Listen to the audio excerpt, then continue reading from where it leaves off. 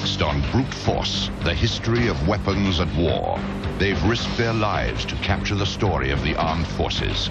From every angle in every war, they've covered the dramatic and deadly clash between fighting forces.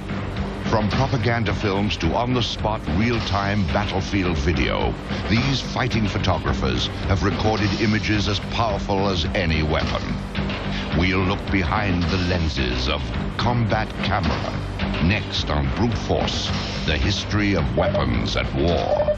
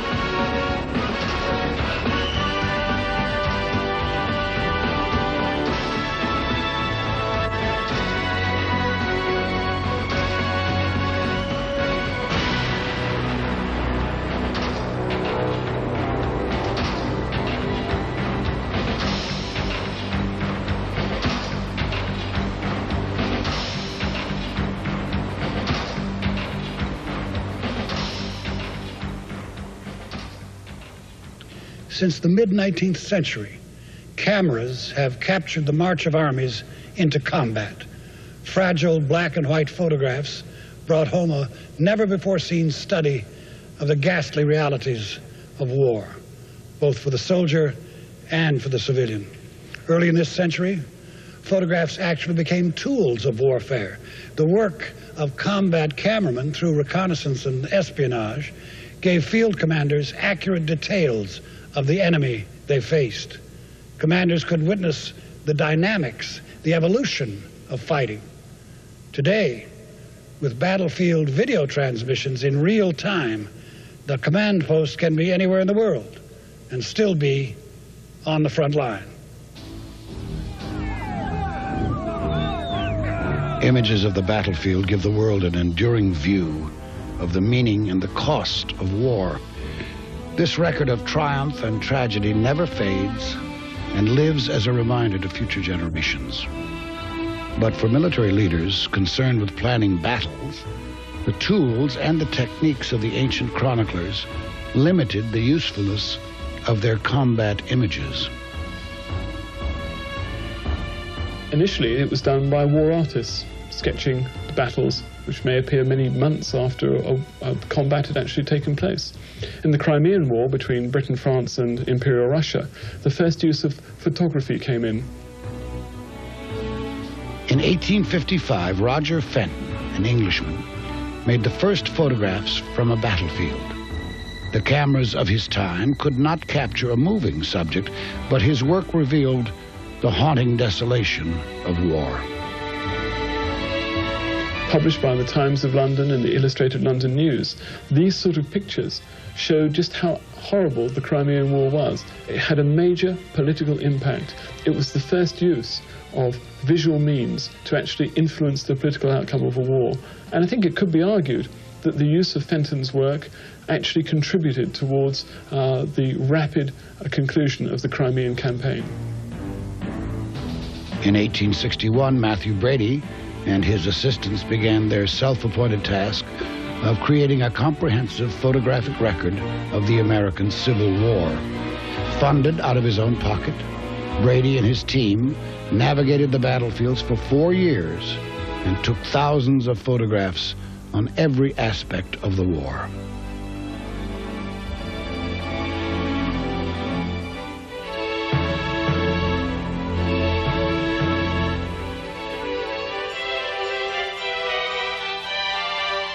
In the fields of Gettysburg, his lens exposed the ultimate cost of war. Early in this century, the American military began official experiments on the feasibility of using photography for reconnaissance and historical purposes.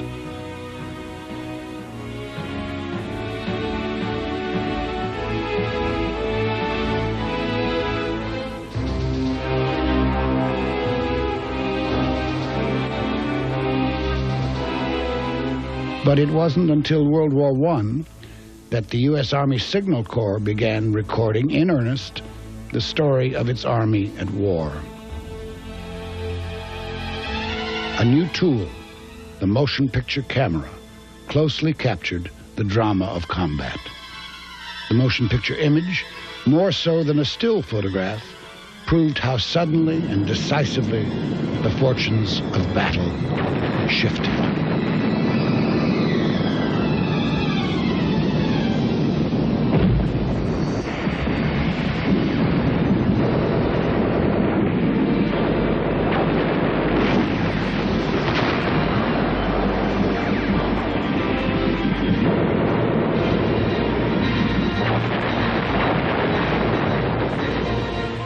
Intrepid Signal Corps cameramen took to the air to record the skill and technique of pilots practicing the new art of aerial combat.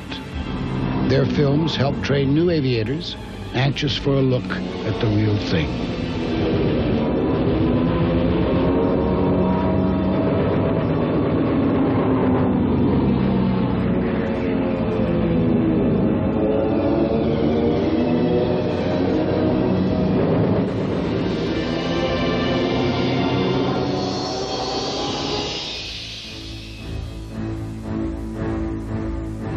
By the time the war ended in 1918, military and civilian filmmakers were still learning the capabilities of their new tools.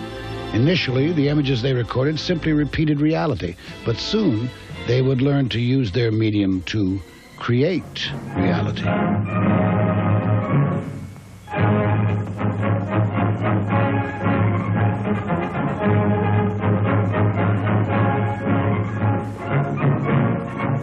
During the late 30s, the spectacle of the Nazi Party convention in Nuremberg was structured for the benefit of the camera. The Nazi propagandists manipulated the screen to feed enthusiasm for their leaders and their cause.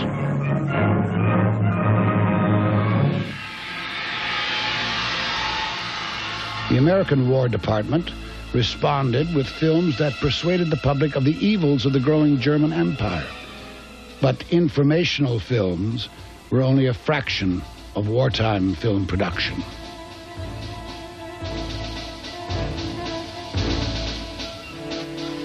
The Army Air Corps leased a complete film studio in Culver City, California, to produce hundreds of training films.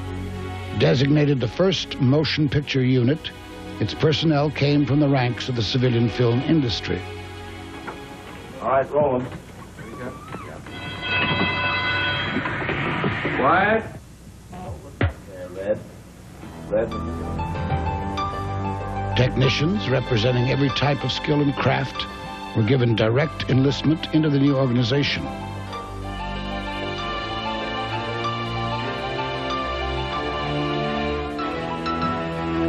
The military training films followed the traditional production sequence, except now the crews were all in uniform and paid by Uncle Sam.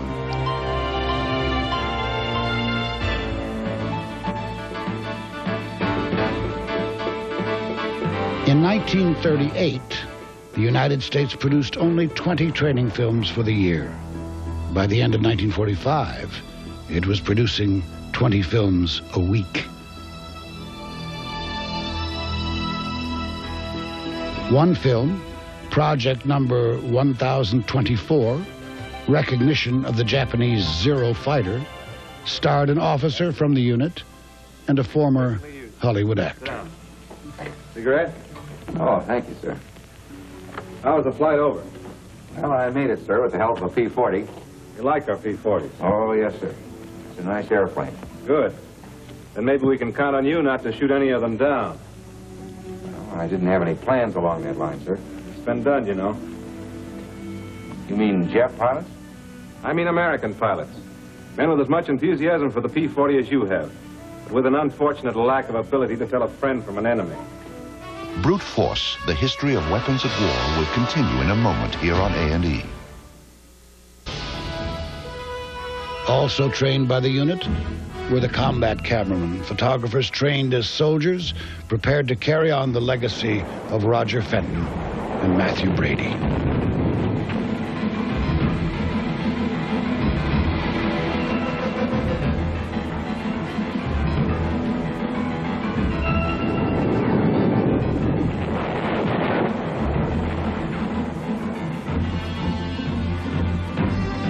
work of the combat cameraman appeared in many wartime documentaries. With the Marines at Tarawa told the story of the invasion of a tiny Pacific island.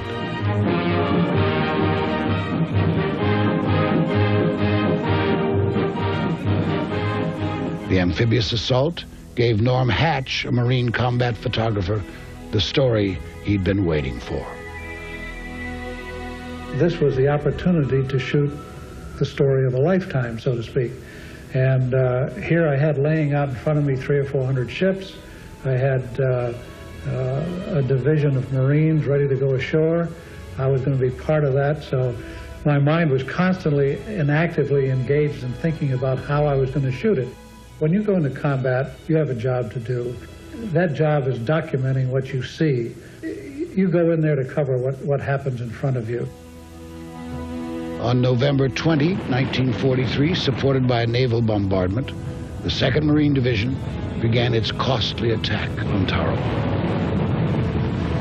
The fighting on Tarawa was very intense. You've got an island that may be 500 yards across and 1.25 miles in length, and we were all of a sudden dumping 5,000 Marines there to meet 5,000 special naval forces with the Japanese Imperial Navy.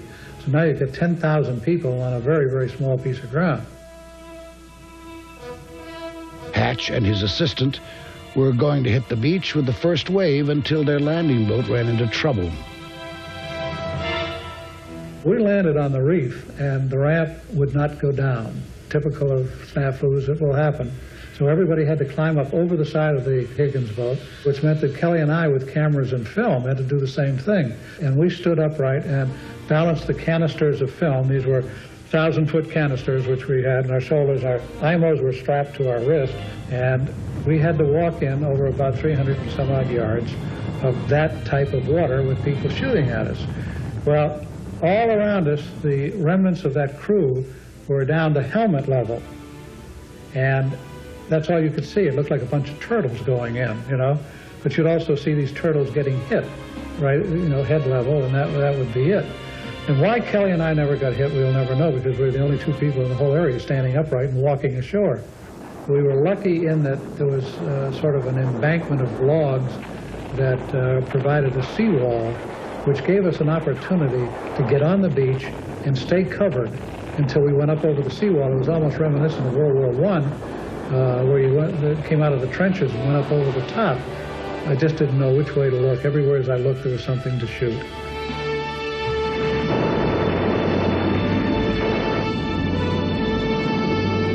The attack on the main Japanese command post offered Hatch an unexpected opportunity.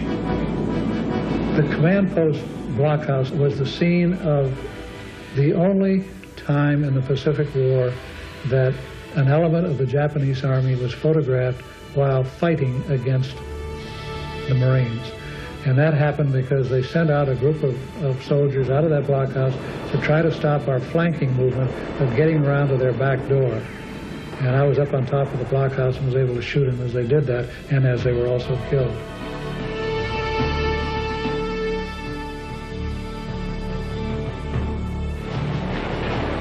The motion picture footage, much of it in color, was sent back to the United States to be worked into a documentary on the invasion.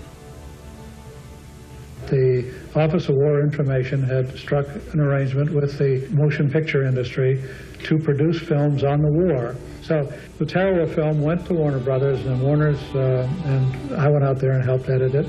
The film was put together and went out to the public, and later on that film went on to win the Academy Award for 1944. So, and that was the first such award the Marine Corps had received. It was a big uplift, really, and for those of us in the 2nd Division who had a hand in shooting some of that film, why, we took it as quite a great personal tribute to do that.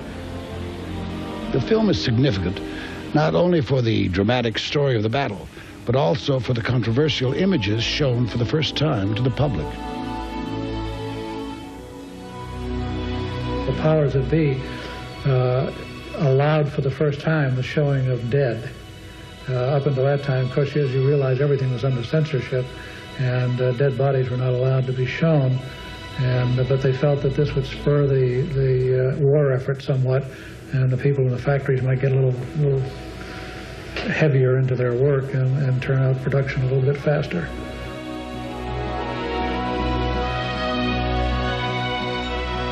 The risk of death is no less a threat to cameramen as it is to the infantrymen. They always wondered why we were there. They always said, well, we'll look out for you. You go ahead and shoot your film and don't worry about it. We'll take care of you. So in a sense, I don't think any of us cameramen really worried about that. There were occasions from time to time in later battles through the Pacific where some had to fight for their life. You don't ever think it's going to happen to you, but it can happen. Sergeant William Genoust, a fellow Marine cameraman, was killed in action on Iwo Jima soon after he shot what could be the most recognized combat camera image of World War II.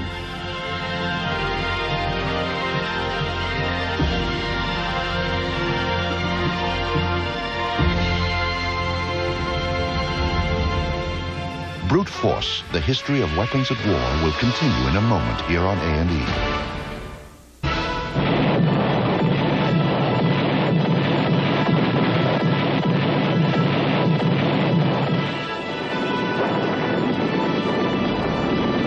Combat cameramen waded ashore alongside the Allied soldiers who invaded France in 1944.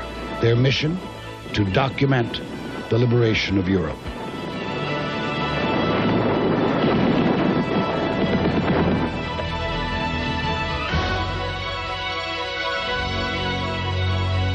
I never felt that anything would really happen to us. The first time that I had really witnessed combat was at St. Lo. One of our units was totally wiped out by an artillery shell.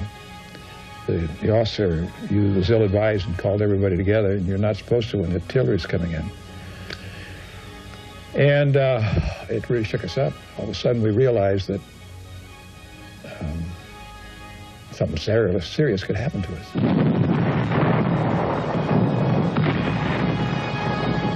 I was affected by an associate of mine who was a fellow from Alabama. We were sitting there and we were scared because of the loss of this one unit. And I said, well, Charlie, what do you think? And he says, well, he said, if we don't go down there today and do some filming, he says, we ain't going to be worth a shit for the rest of the war. And he really called my shot there. I said, okay, let's go. From then on, we never had any problem. I can recall one grizzled sergeant, he said to me, do you have to be down here? I thought for a moment. I said, no, I really don't have to be here. He said, I wouldn't be here unless I had to be. You know, that stuck with me. By and large, they were always amazed that someone would be down there taking pictures. But at the same time, the excitement of getting some footage that you knew that was good, that really looked like war, it overcame any kind of fear, really. Russ Meyer and his partner followed the Allied advance across Europe, recording the story of the ordinary soldier. But for one night, it looked like Meyer might have the biggest story of the war. I come close one time to get with the big story. Towards the end of the war, Hitler was thinking of going down in the southern part of Germany and holding out there. I was rousted out of my sack and called over to S2, which is intelligence. I walked in there, and there's Patton standing there. And his eyes just flicked to me for a moment. I was the only enlisted man in the room. Well, he was telling them that he had word that Hitler and Goebbels would be in Weimar, which is 110 miles. And he was to, the regiment was to take both of these men and assassinate them, not bring them back alive. He says, I don't want any politicians screwing this up for me. You bring them to me, the bodies, the cadavers, 3rd Army headquarters. That's what I want. And I'm there, and he looks to me and he says, Sergeant, you better get some good shots of this. So when we got to Weimar, and it was daylight, they had been unmercifully beating the Burgermeister, the mayor, to find out what had happened. Hitler had indeed been there, Goebbels along with him, and they decided then to go back to Berlin. And I said, oh, there goes my story. But that could have been something significant for me. You know, the only photographers there. None of the bright-eyed, shiny boys. They're just two guys, a guy from Birmingham, Alabama, and a guy from Oakland, California. In the midst of the horror of war, Meyer turned to his work as a chance for a future. I loved the war. I really liked it. I liked what I was doing. I was hopeful that somehow I might get a good shot. When you came back, you could come out of that thing tall as a wall, you know, and say, we did all right, we're okay. We got some good footage, you know.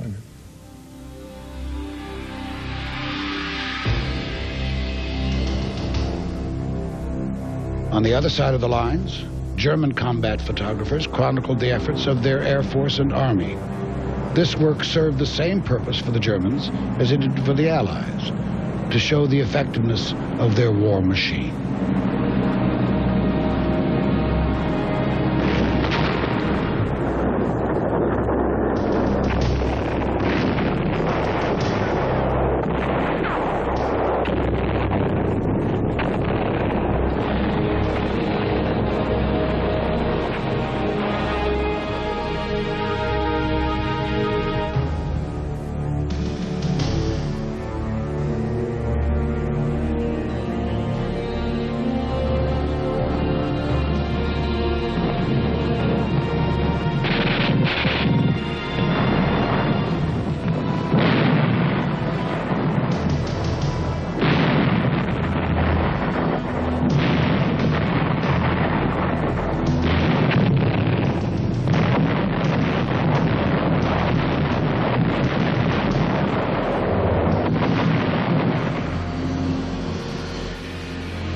Specialists in aerial photography flew on bombing missions to record the effectiveness of the attacks and to document the United States Air Force story.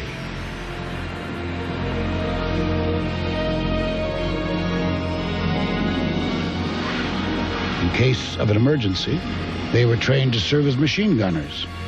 The cameramen shared the same risks as the bomber crew. There was no such thing as an easy mission. What could have been a milk run sometimes turned out to be disaster. I was on a mission, we were going to Borneo, and it was supposed to be a relatively easy thing.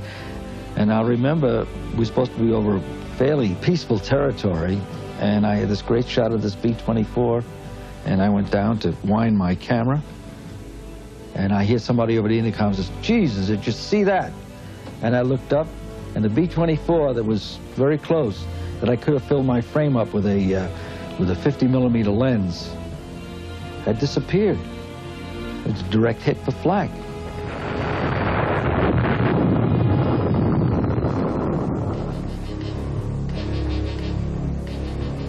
Sometimes we'd have a casualty on board, and you were torn between whether to help him out or to start shooting it. Your senses as a cameraman, a photojournalist, if you will, says, get this is great stuff. But you would only do that if you would make sure that he was being attended to.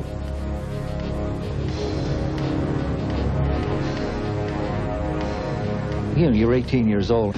A year and a half before, you're standing on a street corner in front of a candy store, you know, wondering what you're going to do that night or that Saturday. All of a sudden, your whole picture changes. I mean, you're not a kid anymore. You've grown up, and you've got a lot of responsibilities. And you don't realize what those responsibilities are until you see something like that B-24 just disappearing, or somebody getting hit on a mission, and then that's the cold reality. For Joe Longo, the camera became a buffer to the war around him. When you look through that finder, you're in your own little world, and you're just hoping, you know, you got a short time for things to happen, and you really would like everything to happen in that frame. And it's only after somebody around you got hit or there was a problem with the aircraft that you suddenly realize, oh my God, I'm out of the movie land now. I'm out of film world. I'm in the real world now, and we're going to make it back, or whatever happened around you. But when you're looking through that finder, there's an excitement there.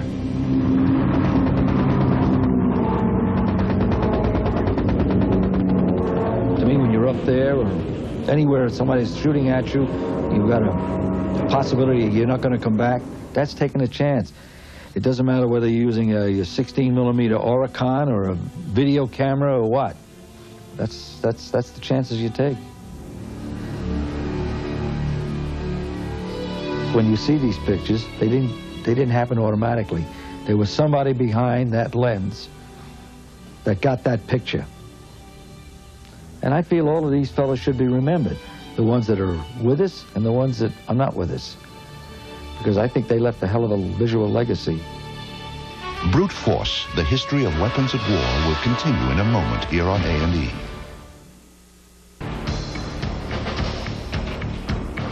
When soldiers marched to the defense of South Korea in the spring of 1950, combat cameramen followed to record the story. The still photos and film footage shot in Korea looked different from the coverage that came out of the Second World War. Images from Korea mirrored the feeling of ambivalence held by most of the general public toward the war.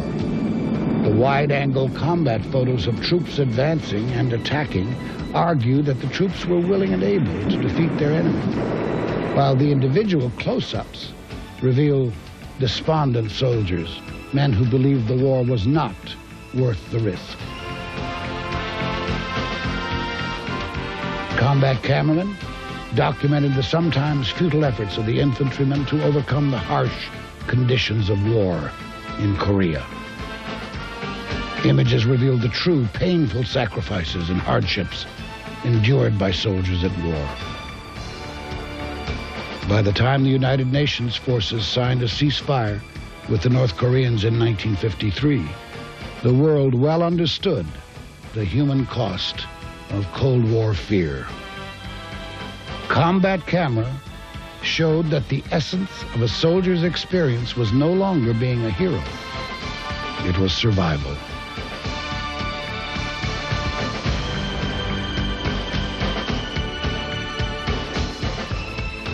In the midst of the Korean War, the motion picture production arm of the U.S. Air Force, the Air Photographic and Charting Service, relocated to Orlando, Florida. Much like its World War II predecessor, the APCS produced instructional and informational films to train airmen to operate with a more complex and technical Air Force, as well as documenting operational activities.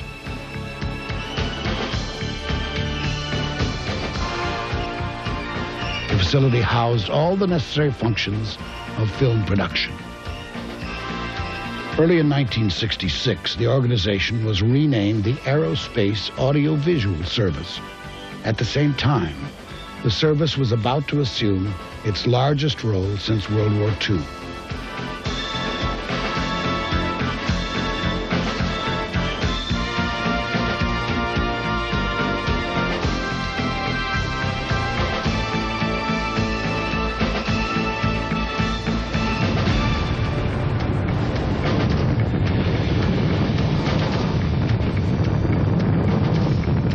In Vietnam, the Audiovisual Service created a new unit, the 600th Photo Squadron, responsible for all combat photography except reconnaissance.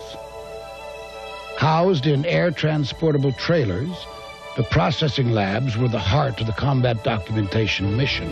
They provided a film link between the mission planners in the Pentagon and the combat operation in Southeast Asia.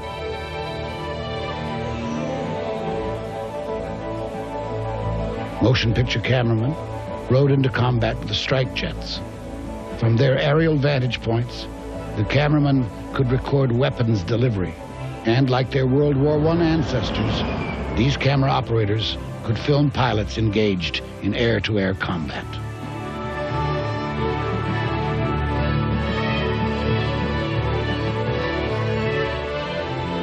The highest priority of the Photo Squadron's mission was armament recording photography. An advancement over the gun camera equipment used in Korea, the pods that housed high-speed cameras could be mounted to shoot either forward or to the rear. Airstrikes were filmed in direct contact with the enemy under hostile fire. The footage provided commanders an accurate analysis of the strike. It answered urgent questions. Was the target hit? Which weapons worked best? What improvements are needed?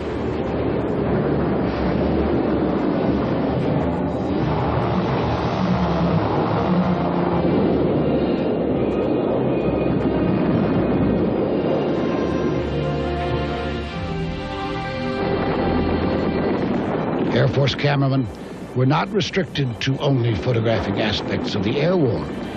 Many airmen worked alongside infantrymen as they fought through the jungles and villages of Vietnam.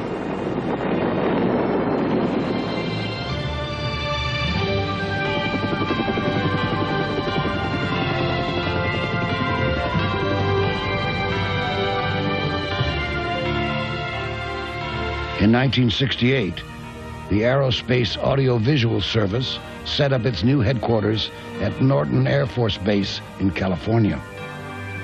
In 1983, Air Force cameramen deployed with their new videotape equipment to the Caribbean island of Grenada to document the invasion by Army, Navy, and Marine forces. Because of a news blackout, the Air Force crews provided the only images of the early days of the invasion. Their videotapes, couriered back to the Pentagon on Air Force jets, gave military leaders their first look at the results and impact of the invasion. We conducted an air mobile assault and rescued 233 Americans which were on the far side of the island. Brute force, the history of weapons at war, will continue in a moment here on A&E. As president, I have no higher obligation than to safeguard the lives of American citizens. And that is why I directed our armed forces to protect the lives of American citizens in Panama and to bring General Noriega to justice in the United States. On December 19, 1989, combat camera teams joined up with nearly 4,200 other soldiers participating in the invasion of Panama. Well, when we first went to Panama, it was like a dream. It almost didn't seem like it was real. My wife was expecting at the time, you know, am I going to get back? Am I going to be able to see my baby? I really didn't know what to expect. For me, I'm very worried about my loved ones back home, my wife, my kids. Are they going to be okay? What if something happens to me? All these questions run through your mind at about 1 billion miles a minute. And they go through your mind, but you don't ponder on anything. You just keep concentrating on what you're doing to get prepared. You want to make sure that you got everything that you need. Once we landed, we realized that we were in the middle of something that was a lot bigger than we thought. I mean, you can't imagine, by seeing tracer rounds, you know, coming near you, the type of adrenaline rush that you can get. It was kind of a cross between exhilaration and fear. You had to make a decision the night you landed. Snap out of it, you know, either be scared and what good is it going to do you, or you're here, make the best of it, do what you were trained. And once I think everybody pretty much pulled themselves together and got a grip. The crews captured the action with new high-band 8 video cameras. Much smaller than conventional minicams, these high 8 cameras freed the photographers from the burden of heavy equipment. This freedom helped the cameramen keep up with the troops. They give you about twice the line resolution of a VHS camera and not quite broadcast standard. But they only weigh 2 pounds. They only cost $1,200. We could equip 100 combat camera people with high-band 8 for the price of 6 Betacams.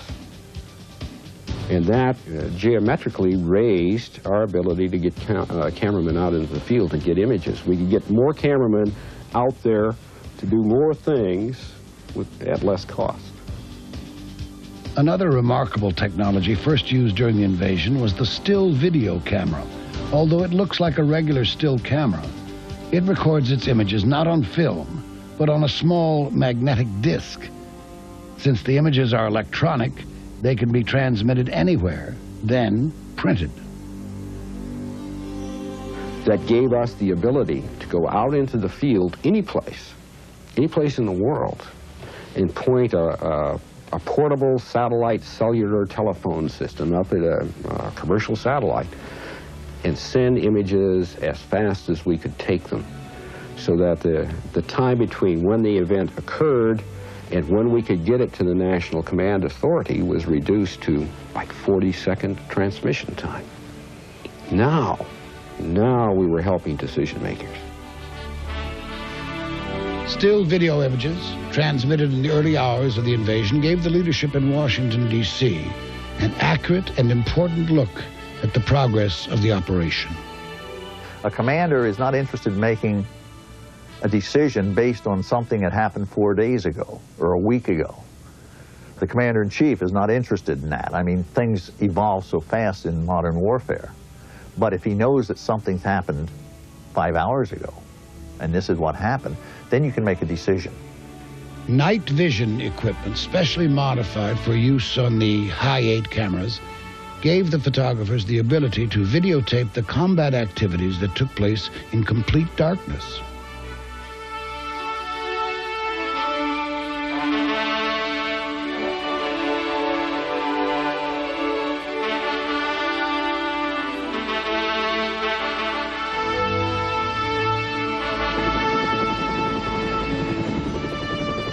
Military cameramen provided a thorough record of the invasion, including a record of the discovery of critical evidence in the case against Noriega.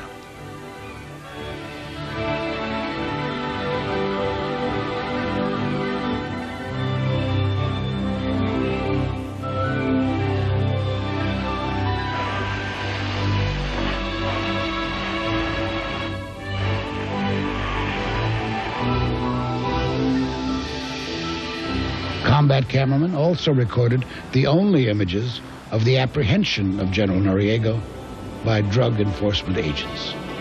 That one shot, better than any other, marked the success of Operation Just Cause. In August of 1990, less than a year after their return from Panama, combat camera crews packed their gear again, and this time deployed to the Persian Gulf. We came in armed, and with our chem gear already out and ready, we didn't know whether we were going to have to fight our way to a location. Our airplanes were armed. No one knew, so the anxiety level was high. Immediately upon their arrival in the Middle East, photographers started to document the buildup of coalition forces and their preparations for war.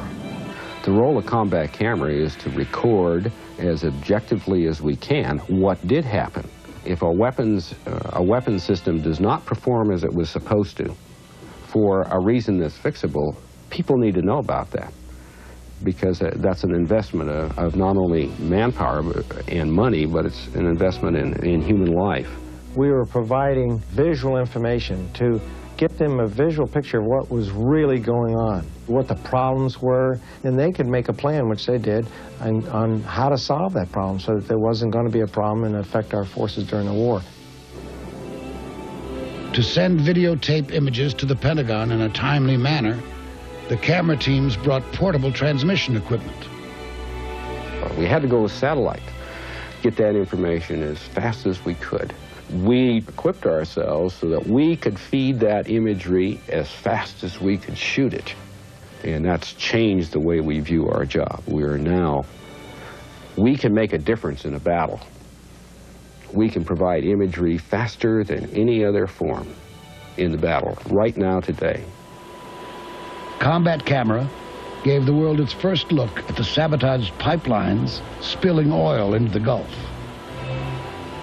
That was very, very important, because the environmental forces in the world today could see a disaster and needed documentation of that. So that was one of the things that we had to do. We went up and flew 3 missions in there. One, to document the fact that the thing was burning and leaking oil. 2, to document the actual strike on the oil manifolds. 3, go back and find out whether it had an effect on that fire and the leakage. 48 hours later to show that there was no oil leaking out of the terminal at all. And our ability to deal with that was, we did it all electronically. And we transmitted that back to the National Command Authority so they could see for themselves what this thing was like. And obviously, we transmitted that first to General Schwarzkopf so he could see what it was like. And that's what we did. And people were gathered around CNN, and they watched General Schwarzkopf point out the briefings and show the images, and each one of those images was electronically based. It was done with an electronic camera, because we couldn't afford the time to run it through a wet process system. because when you did that, it became history.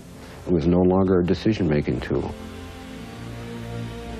As each strike aircraft returned with cockpit videotape of their attack, Combat Camera assumed its traditional responsibility for these armament delivery recordings. And our task is to gather that, collate it, edit it down so that it's meaningful information, and get it to tactical planners, the intelligence people, the operational commanders, and the air battle commanders, so that they can make decisions regarding targeting.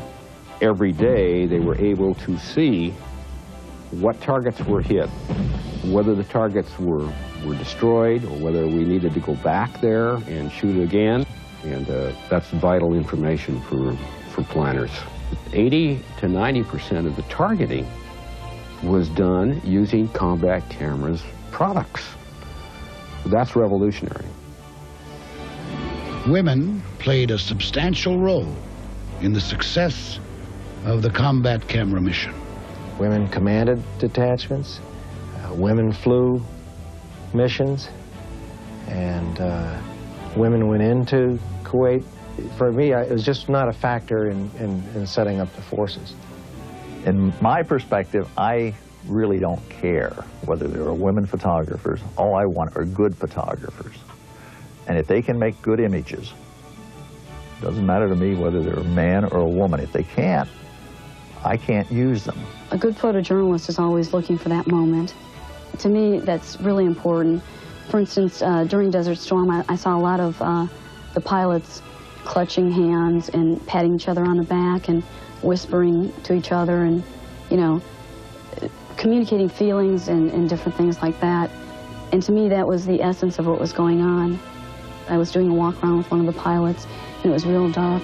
All of a sudden, he just kind of noticed me, and he looked up and he said, "Listen, if I don't come back, I'd appreciate it if you'd give those photos to my wife."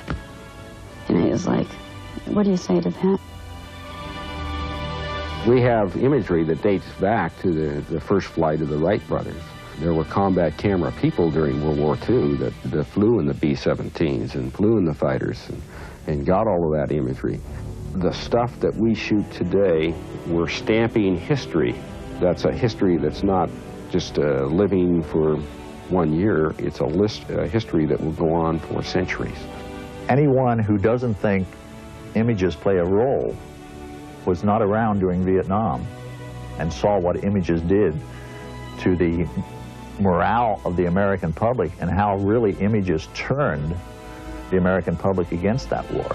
If there had been no images, I don't think you would have seen that radical change in the public perception of Vietnam. In Kuwait City, the atrocities that had took place were very real. Our videotape hopefully made available to the war crimes folks, if they were in fact to prosecute people for war crimes. Hopefully it could be used as evidence and bring those people to justice. The impact that these images would have had would be our reasons for going to war and our reasons for stopping this from happening and stopping an aggressor were just.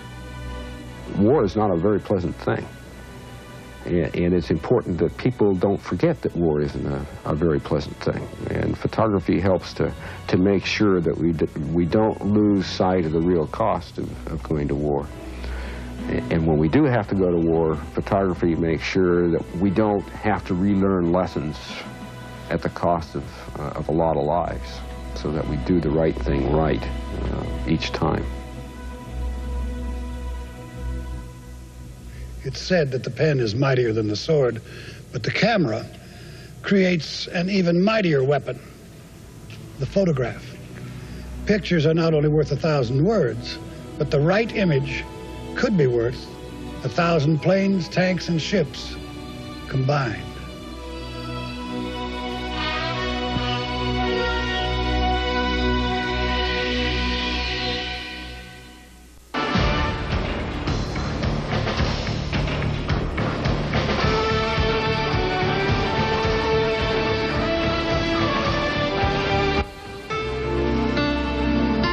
Friday, rural Texas becomes a refuge for people who are highly allergic to the environment most of us live with every day. on Investigative Reports with Bill Curtis.